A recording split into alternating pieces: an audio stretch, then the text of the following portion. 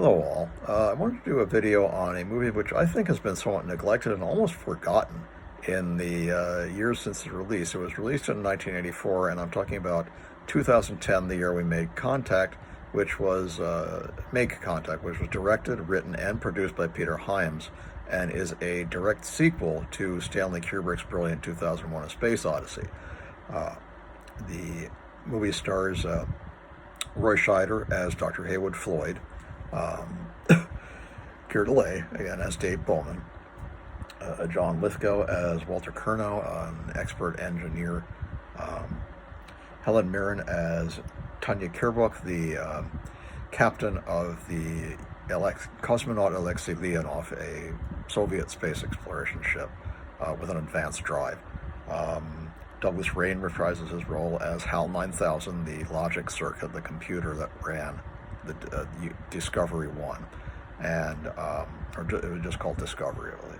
And Bob Balaban as Dr. Chandra, who is the man who created and programmed HAL 9000, and is interested to see what happened. Why did he malfunction? Why did he kill the crew? Madeline Smith as Caroline Floyd, who's Heywood Floyd's second wife, and is quite a bit younger than he is. James McKeechan plays Dr. Victor Milson, who is the man who took over from Dr. Heywood Floyd, who was fired after the failure of the Discovery 1 mission. Dana Alcarce plays a character called Dmitry Moisevich, who is basically a Soviet spy, but also an astronomer, and offers Dr. Floyd some interesting information at the start of the movie. Unfortunately, that was his only scene.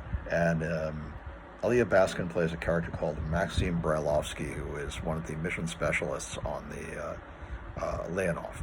And the story starts out with, and again, for people who don't want spoilers, this is not going to be a spoiler for a review, okay? I'm going to go into some depth here and some explanations and things too.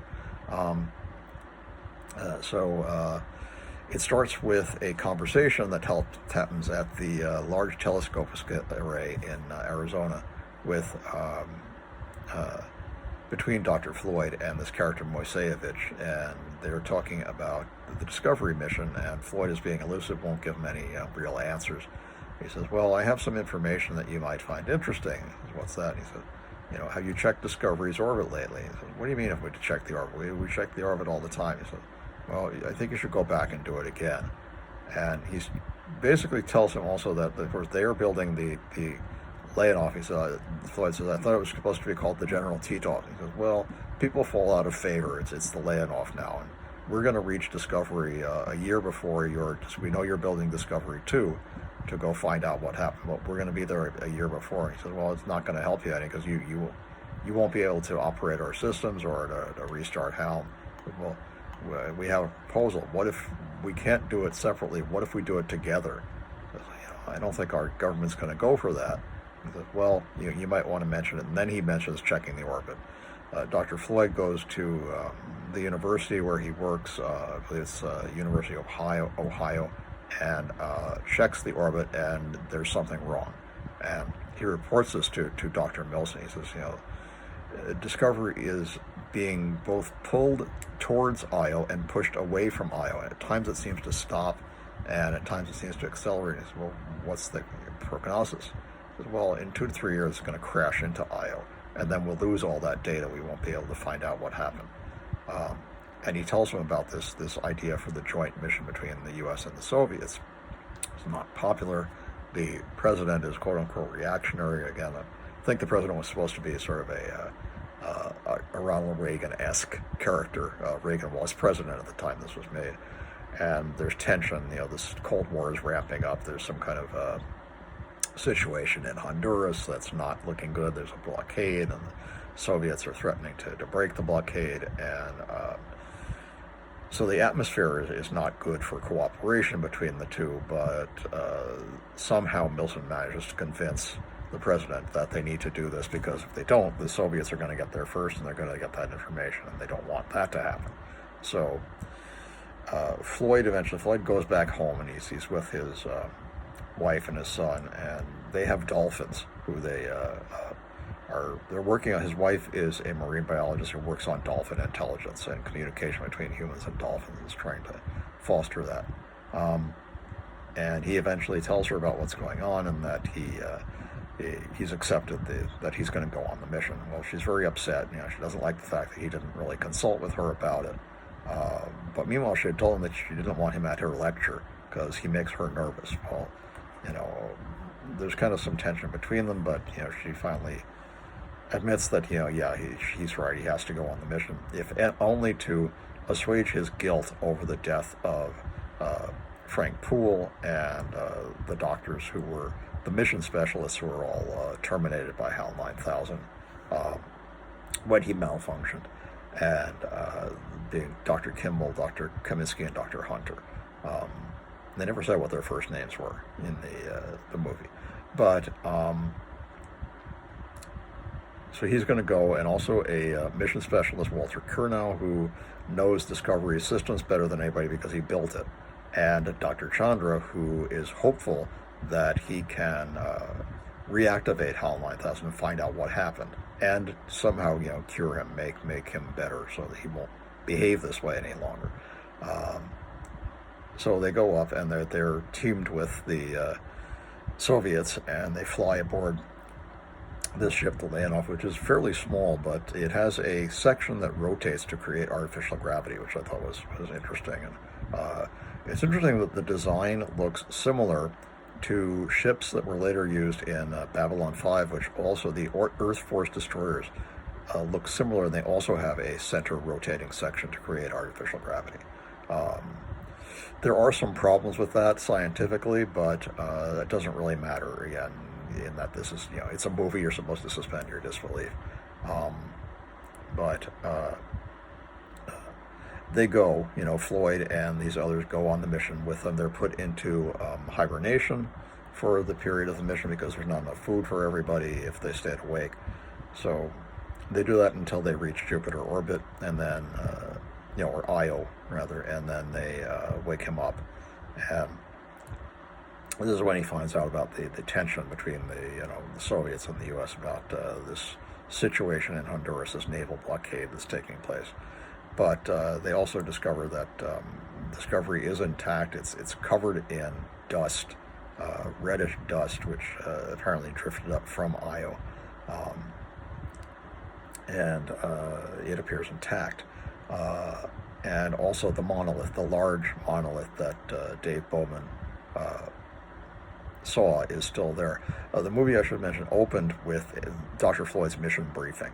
And in the mission briefing, he talks about finding, TMA-1 on the moon, and that it transmitted a signal towards Jupiter, and that 18 months later they sent the Discovery to Jupiter to find out what was going on with the, what the origin point of, or aiming point, I should say, of the audio signal was. And they found a much, much larger monolith, which still had the same dimensions, 1 by 4 by 9. I don't know what the mathematical meaning of that 1 by 4 by 9 is, but apparently it does have has some relationship to pi, I think, and it has to do with the intelligences that built the monolith, who we never actually see in 2001.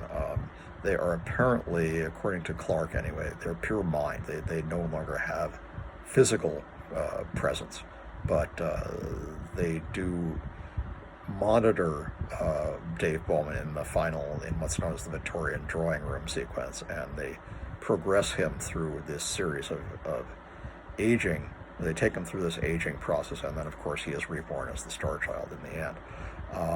We don't really find out what that means in this movie, but there are instances where Bowman returns. So they go on, again, continuing with the story, they go on the mission. They reach Jupiter, they find the large monolith, and apparently Dave Bowman's last words, and this is not from, we didn't hear this in 2001, were, "My God, it's full of stars." And that's when he's pulled through the Stargate and taken to the alien planet. And then he is returned, in the end as the Star Child. So they want to find out, what does that mean? What did he mean by that message? What is the monolith? Why is it there? What's it doing there? And they get to Jupiter, and the Soviets are being a little bit cold because of what's happening on Earth. And the Helen Mirren, the mission commander, it says, I'm also a Soviet Air Force officer, and I have my rules.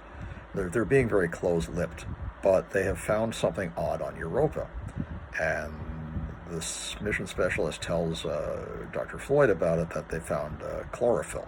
Well, there can't be any chlorophyll. There's only ice on Europa, and but they send down a probe, and it's there, and there's also oxygen, which is impossible, and some other heavy elements that shouldn't be there.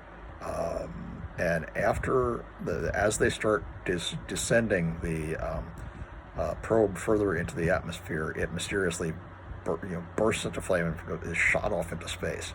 And Dr. Floyd says, I think somebody doesn't want us to find out what's going down, to see what's going on down there. They report this information back to Earth, and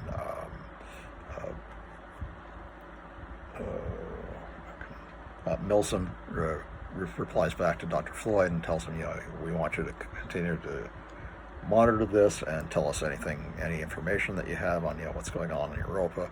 And meanwhile, we want you to go on board Discovery and see if you can salvage her. They do that. There's a very funny scene with John Lithgow. Is an amateur. He's never been in space, and that's a little bit unbelievable, but he's having difficulty on the spacewalk from Leonov to Discovery when they get towards her, and they've sent like grappling cables, and they have to crawl along these cables. Well, of course, in space there's no up or down, so it would be very disorienting especially for somebody who is not a trained astronaut. And he shows all the signs of somebody who's afraid, and he doesn't know what he's doing. He's breathing too fast, and the Soviet Maxim, who he refers to as Max, is kind of coaching him along and says, don't worry, you're doing fine, and breathe normally, and is like making jokes with him, trying to help him to get across. And finally they do reach the Discovery and enter through the same emergency airlock that Dave used when Hal tried to lock him out of the ship. But they have to use a manual opener, that the electronics are down. They get inside the ship, and Max says something funny. He says, I felt like an idiot. I felt like I was going to throw up. He said, oh, don't worry. The same thing happened to me the first time when I went on a spacewalk. And he said, what was your first time? He said, just now. Which I thought was funny. But they find that the ship is in fact intact, and they start. Curnow starts reactivating the systems and says, there's oxygen. There's still oxygen here, and there's plenty of fuel still on board. And he thinks that if they can repair the systems, they can get the ship back to Earth. They can fly it on a 28-month orbit, and they can get it back to Earth. But to do that, they need to reactivate Hal, because Hal has to control the ship. They don't have the expertise to, they're not trained pilots. They're not going to be able to pilot it back to Earth. Hal's going to have to do that. So the next thing you see is there's a kind of a sequence between Dr. Floyd and Curnow discussing the fact that they're kind of afraid of reactivating Hal. And he says, well, I've come up with this thing, and I want you to take this over. And he gives him this thing. It looks like a razor, basically an electric razor. He says, put this into the circuit that connects Hal to the control systems. And I've got this calculator. If you press in 5 sevens, it'll the blade will come out and it'll cut the cable. And he says, you got to do it carefully. You got to make sure Dr. Chandra doesn't see you, because he'll have a fit. He says, okay, don't worry, I'll take care of it. So that's going on, a little bit of subterfuge. And then Dr. Chandra comes back on, and interesting, you see that he has a prosthetic left hand. And I don't know, for some reason I didn't realize that in the first time I saw the movie. They don't really explain that. They don't explain why he has a prosthetic left hand. But he reprograms Hal, and he's in the sequence that we saw in 2001 where Dave was turning the key and the glass modules were sliding back in or out. Chandra reversed that. He pushes each one of them back in. And as he does this, Hal starts coming back online. His mind, as it were, is reinitiated. And at first he sounds very mechanical, and he's just repeating this sequence of 5 or 6 words that he put in. and is repeating them in sequence, and eventually he starts repeating them very, very fast, and he turns the program off and reconnects the last 4 modules. Basically, when then he goes back and talks about what he did to the others, and says, I'm going to reactivate Hal, but I want you to come with me, and so you can see. And they come with him to the Discovery, and he says, don't talk to him. I've programmed him. He's become used to talking to me. Let me ask any questions that you have, but respond to him, when he speaks to you. And they do this, and he says, hello, Hal, and he says, hello, Dr. Chandra. I'm ready for my first lesson. And that's kind of funny. And he says, Hal, let me ask you, a question. Do you remember Dave Bowman and Frank Poole leaving the Discovery? He says, no. That couldn't have happened without my knowledge. I don't remember that happening. And he says, do you remember there being a fault with the Earth antenna unit? And he says, no, I would never allow that to happen. And they ask him, he says, Hal, I'd like to have a private conversation with Dr. Curnow and Dr. Floyd. And he says, okay. And then turns himself off. And he says, Floyd says, what's going on? What did you do? He says, I erased all his memory of everything that happened after the incident. And he says, one of the Soviets says, but he has a holographic memory. You couldn't possibly erase, all of the information. He says, I created a tapeworm. He says, what's that? He says, a program that goes in and hunts and eliminates specific memories. He says, so you're telling me that you gave him this, you erased everything that happened to him? He says, yes. He says, well, Floyd says, tell me, what happened? What went wrong? Why did he do what he did? And he said, well, Hal was constructed to process information without any distortion. And we found out that there was an order that was given by the National Council of Astronautics that said that after the discovery of the TMA-1 on the moon, that it was best not to reveal that information to Dave Bowman or Frank Poole. And the reason the mission specialists were put in hibernation was so that they could not communicate this information to the crew. And we found that Hal was asked to conceal this information. And Hal doesn't know. Hal was given orders to lie by people who find it easy to lie. He says, but Hal doesn't know how. And when he was asked to do this, it created basically a logical error, and he could not cope with it, and that's what happened. And he said, well, whose fault is it? He says, yours. He says, to Dr. Floyd. He says, what do you mean mine? He says, well, here's the memo. And he says, I never saw this memo before. And he says, well, it's signed by the National Council of Astronautics, but in fact, it's actually signed by the NSA. And that's who authorized this info. So they're basically to blame for what happened with Hal. Hal just couldn't cope with the idea of lying. It went against all his basic program that he was supposed to process information without any distortion.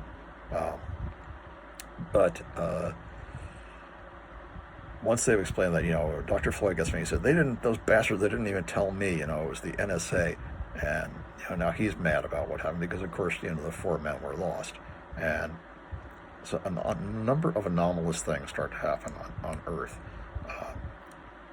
Dave appears to his ex-wife, who has remarried. Her name is Betty, and tells her, I wanted you to say goodbye. And she said, what do you mean goodbye? And he says, well, I've been given just a few moments to talk to you. And she says, are you really Dave? He says, well, I remember Dave Bowman and everything about him.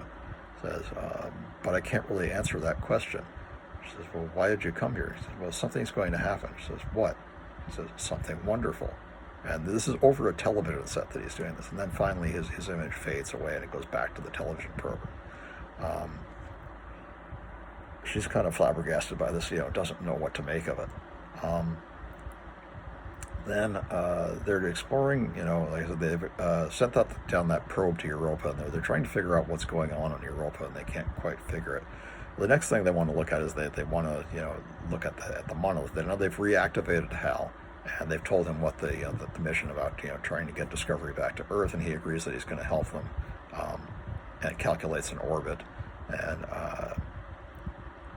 he's going to pilot the ship because Bowman and Poole are not available. He asks, did I complete the mission? They say, yes, you completed the mission very well. And, they basically lie to him about what happened to Poole and Bowman. They tell him they're back on Earth. But they want to explore the monolith itself because some odd things are going on. And the captain decides she's going to send Max down in a shuttle to explore the monolith. And Dr. Floyd objects. He says, I don't think you should do that. I think it should be unmanned. He said, well, you're not the captain. It's not your decision. I'm going to send. Max says, I want to go. He says, you could be putting your life in danger. He said, well, that's what an astronaut's supposed to do, basically. And, he insists on going on the mission. So he's flying over the length of this monolith, which is enormous. It's 10 times larger than the one they found on the moon, miles long. And I think they say it's 5 miles long. And so he's flying this probe along the length of it, and Dr. Floyd says, maybe you should extend the arms on the probe so they're out. He says, why? He said, well, it looks like it's got claws, and if I saw that thing coming at me, I'd be kind of scared. And he says, okay, and they do that. And Max is reporting. He says, I can't see any features. It's totally, matte black and featureless. I don't see anything unusual about it. I can't report seeing anything at all. And then he starts to see sort of lights inside the monolith light up. And he's wondering what that is. And then the lights turn into like a whirlwind. And the whirlwind rises up out of the monolith, and a huge electrical discharge strikes the shuttle that he's in, and again spits it off into space at a tremendous speed. It basically turns into a big fireball and plunges into Jupiter's atmosphere, and obviously Max is killed. Later on the ship, Dr. Floyd is commiserating with the captain and says, she says, you don't think I should have sent Max? And he says, no, I don't think you should have. And it turns out he's smuggled some whiskey on board, which is illegal, and they're not supposed to do that. But he says, here, this is Kentucky whiskey, have some. And, she tastes it and says, it's not bad. And, what else do they do in Kentucky? She says, Kentuckia. She pronounces it that way in the Soviet kind of accent. And he says, well, they have a big horse race every year, and they get married and have babies like everybody else. She says, it sounds like a nice place. She says, I've never been there. It's kind of a funny bit. Just a bit of, play between. There's kind of an implied attraction between him and the captain, which is a little more implied in the novel that Clark wrote after the movie. They're kind of being a little flirtatious, but they're preparing to do this burn to bring the Discovery back to Earth, and all of a sudden they get this message. Floyd gets a message from Walter Milson saying, the situation in Honduras has escalated, and the Soviet ambassador has been ejected from the United States, and the U.S. ambassador has been ejected, and there was a ship that crossed the blockade, and 2 fighters fired on it. It is sunk, and then a Soviet laser satellite space laser destroyed a U.S. satellite. And he says, and now everybody has been ordered, off. All Americans have to be off Soviet property, and all Soviets have to be off American. So you can no longer be on the Leonov, and the members of the Leonov cannot come onto the Discovery. So they have to leave for Discovery, and they are again trying to figure out what's going on. Meanwhile, the monolith vanished. It's disappeared, and nobody knows. Like, oh my God, what's going on? What happened? Milson also asks him to check out a quote unquote black spot that has mysteriously appeared on Jupiter, which was photographed by a satellite that they have on Callisto, and so they're going to take a look at that and figure out what's going on with that, and they start looking at that on Discovery and also on the Leonov, and they're seeing that this spot, whatever it is getting larger and larger and larger, and they can't understand what's going on. Curnow and Floyd and Dr. Chandra are configuring the Discovery for its return trip to Earth, and all of a sudden Dave Bowman appears to Dr. Floyd and says, or Hal tells him, I've received a message for you, Dr. Floyd. He says, from whom? He says, I don't know. He says, well, where is it coming from? He says, I don't know that either. He says, well, who is it from? He says, it says to tell you I was Dave Bowman. And he says, what? He says, I can't believe that. I need some sort of physical proof. And he says, the message says you must leave within 2 days. He says, we can't leave in 2 days. We don't have enough fuel to do that. And he says, the message goes on to say, I understand that, but you still have to leave in 2 days. He says, I can't understand. I can't, do any of this unless I have some sort of proof. Hal says, I understand. The message says, look behind you. He says, what do you mean, look behind me? He says, that's what it said, Dr. Floyd. And he turns around, and there's Dave Bowman in the red spacesuit that we saw him in at the beginning of the part of 2001 where he leaves Discovery, when he left in the pod. And he was wearing that red spacesuit, which he had to attach the green helmet to because he had left the red helmet in the pod bay previously. But he doesn't have the helmet now. He just has the red spacesuit. And he walks into the pod bay, and he sort of gently pats Hal's console and taps, his camera eye.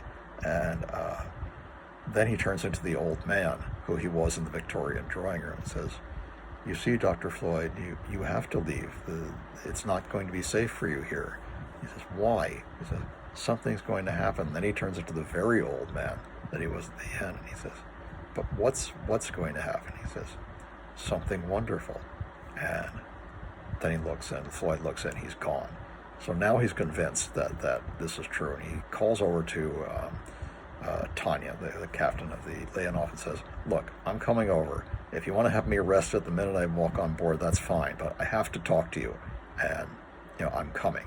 And he goes across and spacewalks across to the Leonov and meets with her, and he says, are you going to arrest me? She says, no. What's going on?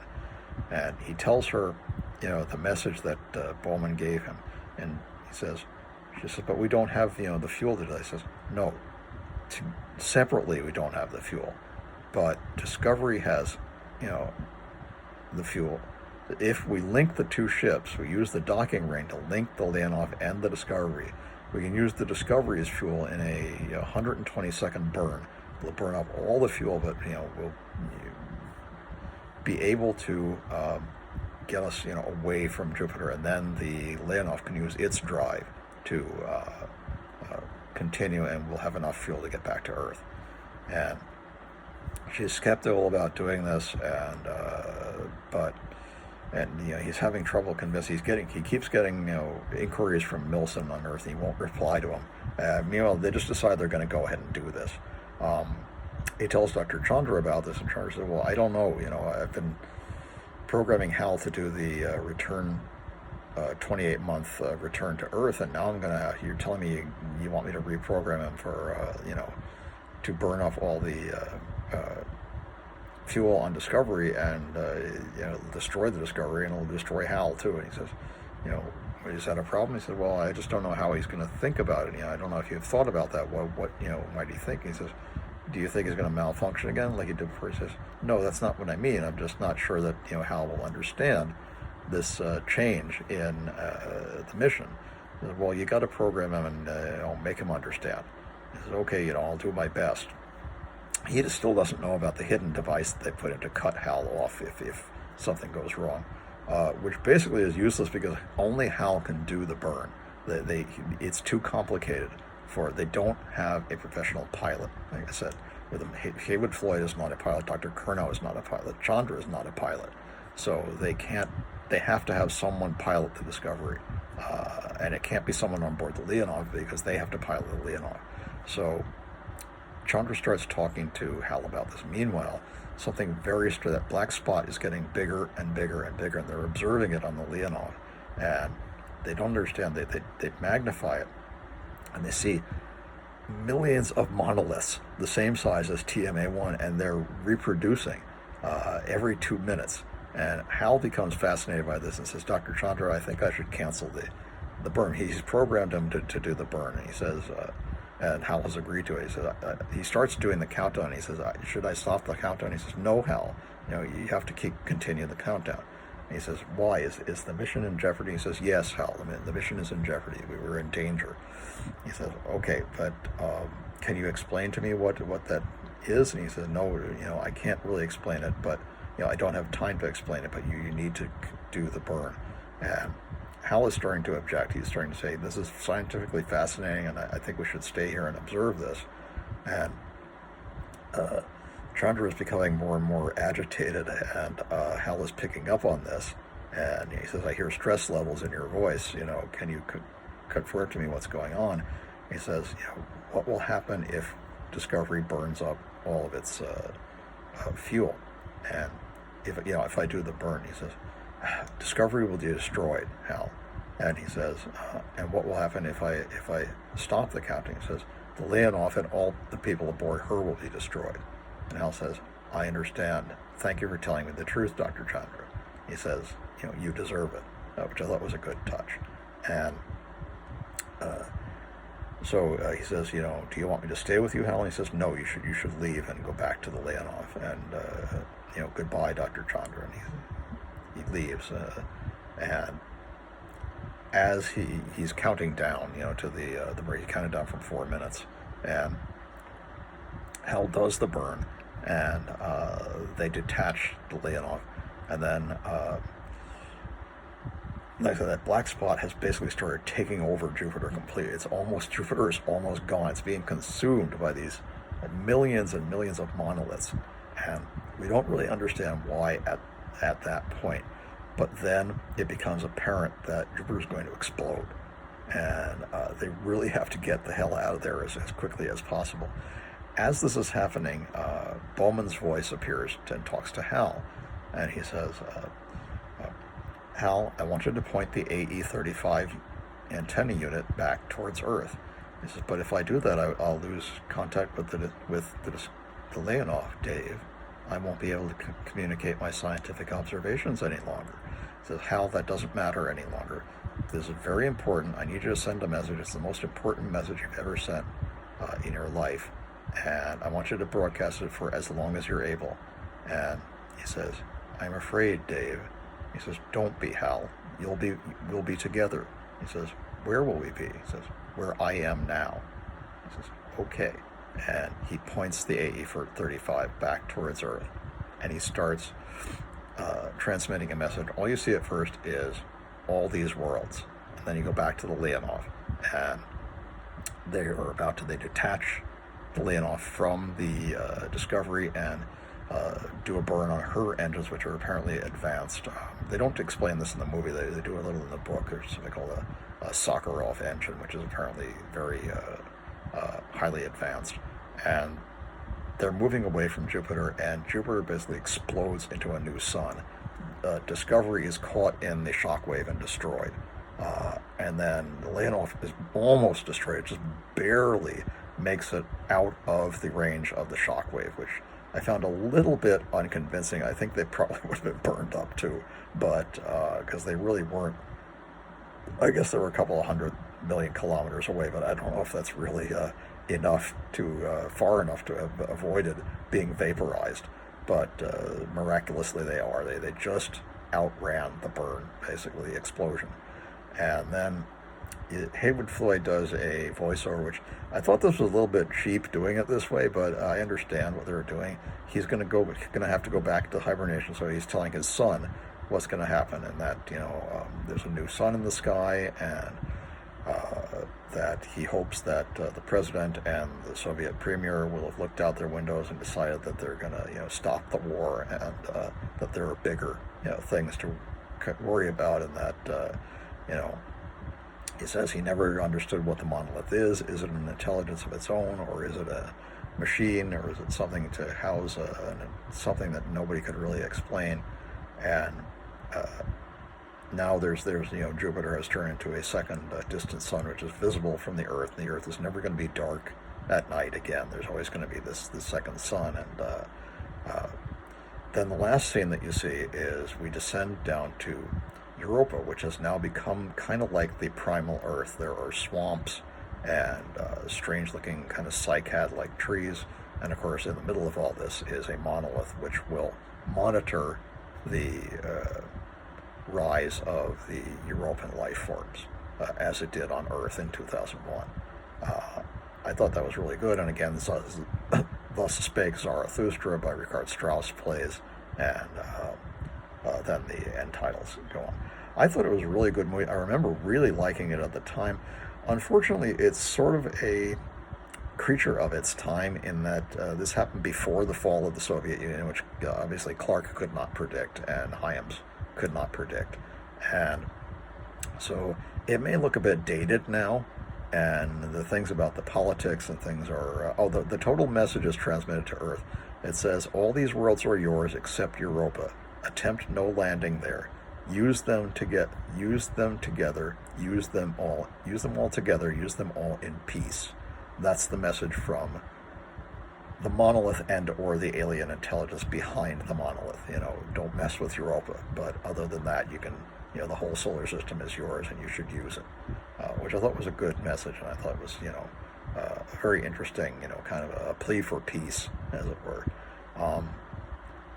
I don't know if they're ever going to make a movie of the third novel that Clark wrote, 2061, Odyssey 3, which continues this story, or and talks a little bit about what's happening on Europa, or the final one, which I really liked, 3001, the Final Odyssey, which talks about what happened to Frank Poole, and it turns out that he's not really dead, which I thought was quite interesting, and also something that's happening with the large monoliths and what their plans are for humanity, which are not necessarily very good. But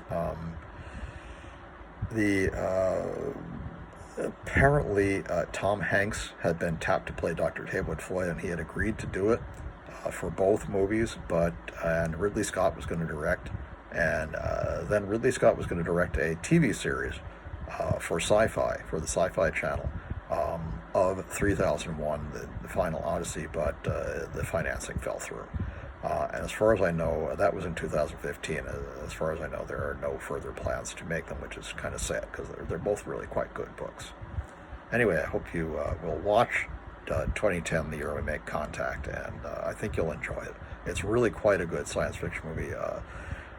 Roger Ebert mentioned that it didn't capture the majesty of the original, but nothing could. He said if you release it from Kubrick's original vision, you'll realize it's a great and exciting and thrilling space opera on its own, which I think is a good review.